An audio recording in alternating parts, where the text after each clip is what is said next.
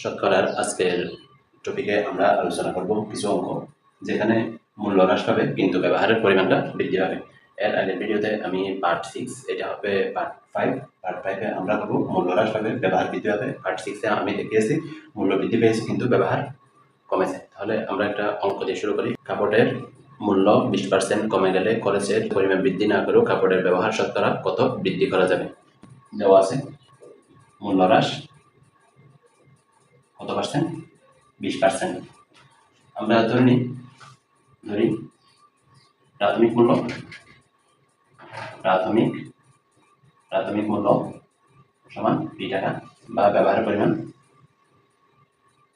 ব্যবহারের কাপড়ের পরিমাণ q একক। এখানে একক বলতে কয়টি বা কয় ডজন এটা বোঝাচ্ছি। সুতরাং খরচ সমান মূল্য ইন্টু পণ্যের পরিমাণ, PQ টাকা। দ্বিতীয় ক্ষেত্রে মূল্য হ্রাস পেয়েছে কত পার্সেন্ট? 20%। এটা কার থেকে হ্রাস পেয়েছে? প্রাথমিক মূল্য থেকে হ্রাস পেয়েছে। 20% হ্রাসে মূল্য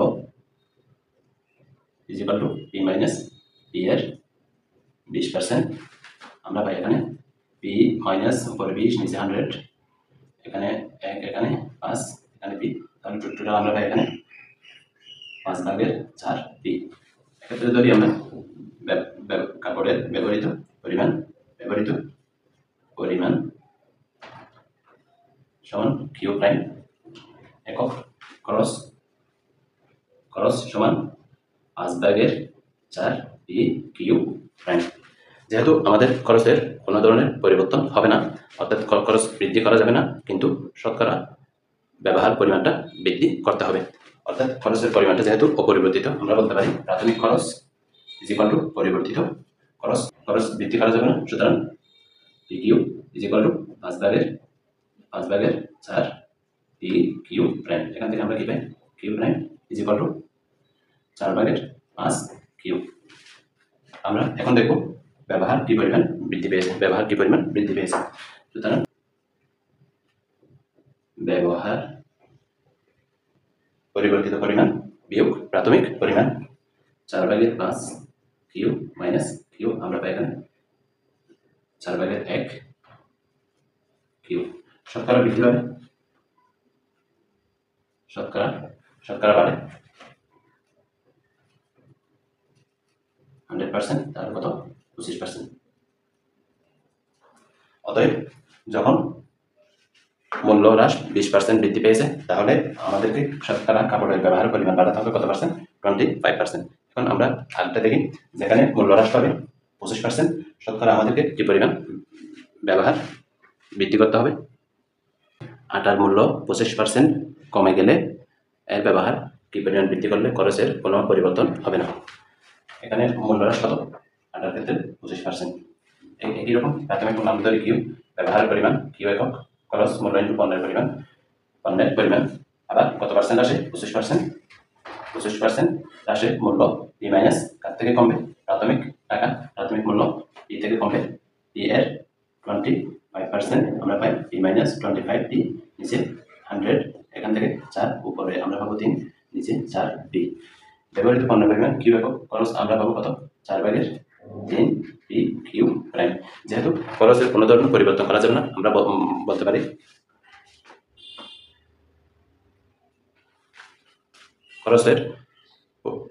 খরচের কোনো ধরনের পরিবর্তন, খরচের পরিমাণটা অপরিবর্তিত রাখতে হবে। আমরা বলতে পারি প্রাথমিক খরচ ইজ ইকুয়াল টু পরিবর্তিত খরচ। সুতরাং PQ is equal to 4/3 PQ prime. Q prime is equal to 3/4 Q।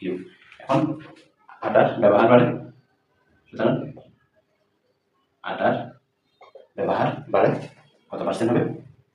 আটার ব্যবহার বাড়ে প্রাথমিক থেকে পরিবর্তিত মূল্য থেকে পরিবর্তিত আটার পরিমাণ থেকে প্রাথমিক পরিমাণটা আমরা বিয়োগ করব।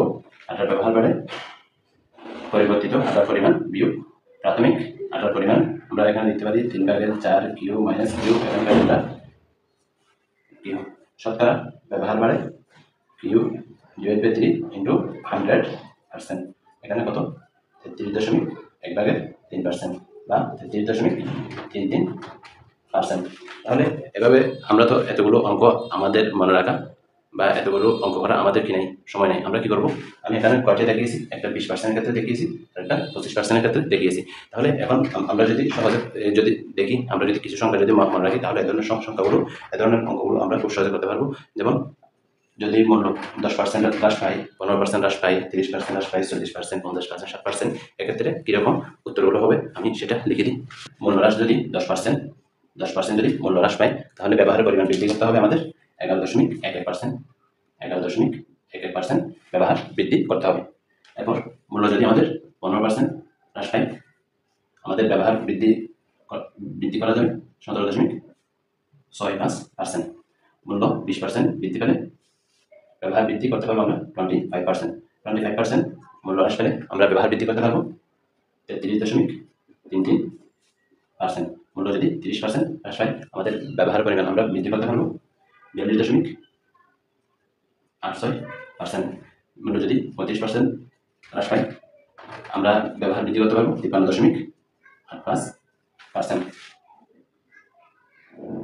মূল্য যদি আমাদের 40% বৃদ্ধি পায়, ব্যবহার পরিমাণ আমরা বৃদ্ধি করতে পারবো 66.67%।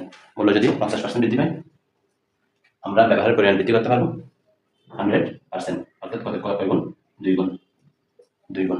মূল্য যদি আমাদের 50, মূল্য যদি আমাদের 60% বৃদ্ধি পায়, আমরা ব্যবহার বৃদ্ধি করতে পারবো 150%, প্রায় 2.5 গুণ, অর্থাৎ 2.5 গুণ। তাহলে এই পর্যন্ত আপনার ভালো মন্দ কমেন্ট করে জানাবেন।